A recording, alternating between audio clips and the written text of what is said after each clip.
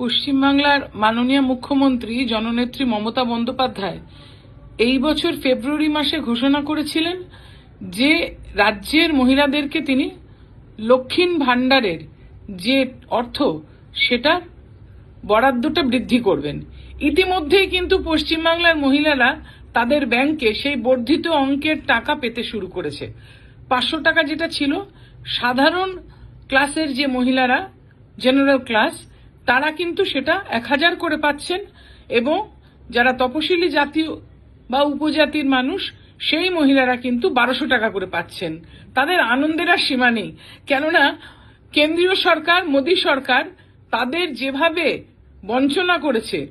কখনো আবাস যোজনার টাকা আটকে রেখে, কখনো 100 দিনের কাজের টাকা আটকে রেখে, এবং তার উপরে যে মূল্যবৃদ্ধি সেটাকে তারা নাগালের মধ্যে এনে জিনিসপত্র কিনতে, বাজার করতে